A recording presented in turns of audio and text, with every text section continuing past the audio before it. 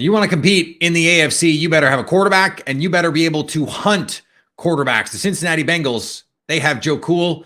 Now they have Myles Murphy with the 29th pick in the 2023 NFL Draft. They add the Clemson pass rusher. I'm Peter Bukowski. Joining me from Locked On Bengals, it's Jake Liscow. Before we get into the Murphy pick, Locked On's NFL Draft coverage is presented to you by Ultimate Football GM. You think you can run an NFL franchise? Visit ultimate-gm.com to play the ultimate NFL GM simulation game. Start your dynasty today. And Jake, this is a player, Myles Murphy, who was projected to go in the top half of the first round. He falls to 29 here with Cincinnati. Where do you see him fitting into what is a very good defense already?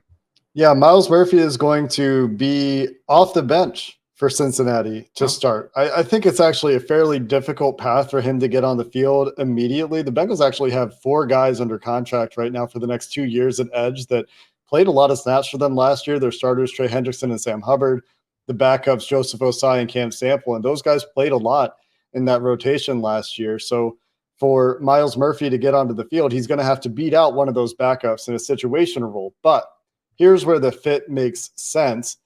They needed 1 to get younger, 2 to get cheaper, at least in the long term at this position. They have a lot of resources and a lot of money tied up there, and they're about to have a lot of money tied up on the offensive side of the ball with Joe Burrow's extension coming due. The other way it fits is that when Trey Hendrickson was off the field, the Bengals did not have a good pass rush, at least statistically, from pass rush win rate percentage, from a pressure percentage perspective. When Trey Hendrickson was off the field, they needed more juice. Myles Murphy is, at least on paper, a way to add that juice. He had the elite 10-yard split, really good 40, really good motor, has the profile, the tools you would expect to translate into NFL pass rusher. The productivity leaves something to be desired, though. And so there's going to need to be growth for him. There's going to need to be an addition to the pass rush move toolkit for Myles Murphy if he's going to be more consistent in the NFL as a pass rusher. So those are the things that he's going to have to do to grow. But you have to love the toolkit, and they needed more pass rush. They needed some guys that could keep the foot on the gas when they had to get Trey Hendrickson off the field. And they have to give these rotational guys more breaks too. So adding depth with quality players enables the Bengals to stay fresher with high quality players on that defensive line rotation. Murphy is 6'5", 270 plus.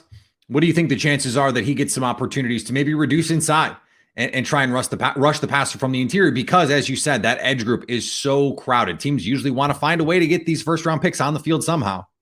It'll be interesting to see what the Bengals do to manage that. Lou Anarumo, in his press conference, the Bengals defensive coordinator, talked about Murphy as a versatile rusher, talked about him being able to line up anywhere. He mostly played outside when he was the most successful in 2021 and 2020 at Clemson, where as a freshman came out, set the world on fire. And then, the trajectory didn't really follow the normal trajectory for a 5-star recruit. There was a defensive coordinator change in there, and it's a Dabo Swinney defense. So, there are those factors.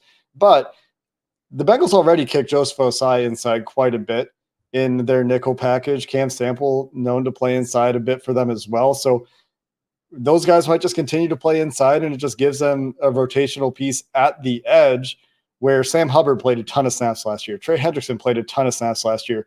They still need that interior defensive pass rusher for nickel situations where BJ Hill, again, played a ton of snaps last year. So just having more bodies, having more options to reduce some of the snap count for some of those guys that played a ton last year and save some wear on the tires should be helpful in and of itself.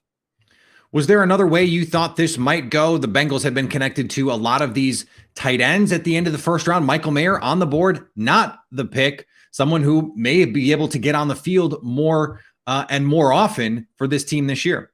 The Bengals decided to go with positional value, and it came down to, from what I was told, a couple of guys that weren't who they picked. I thought Mayer was the pick when the Bengals were on the clock because Anton Harrison went 1 pick higher. I think they were thinking about adding a tackle where Jonah Williams has requested a trade, and they were thinking about moving Anton Harrison to right tackle.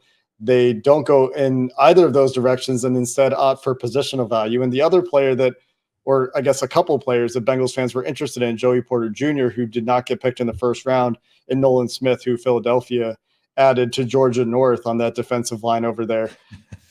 I think that from a Bengals fit perspective, Nolan Smith is not the kind of defensive end that they prefer. They've always liked bigger players at that spot. Myles Murphy, from a size perspective, fits what they look for pretty perfectly at that 6'4.5", almost 6'5", 268 at the combine. So he hits those numbers. And then Joey Porter Jr., honestly, Peter, I wonder if he was on the Bengals draft board because of their history with his dad. And that's not very to the player, but Joey Porter Sr., as a coach for the Steelers, was on the field in the middle of the 2015 fracas melee that happened after that hit from Vontaze Burfict on Antonio Brown, managed to be part of the Bengals getting an additional penalty on that play. I don't think that is a particularly strong relationship, and I wonder how that impacted things. I could be totally overstating that. That could mean nothing at all. They could have totally separated son from father, but I do wonder because Joey Porter Jr. would not have surprised me either. It was probably disappointing to the Bengals to see Emmanuel Forbes get picked much earlier than perhaps people expected, although there was a lot of smoke connecting him to Washington at 16 going into the day. But I think that he was probably their top target. Given the way the board fell, Murphy, not a terrible surprise, just, again, opting for positional value instead of the local guy in Michael Mayer, who, a bit of a surprise, falls out of the first round.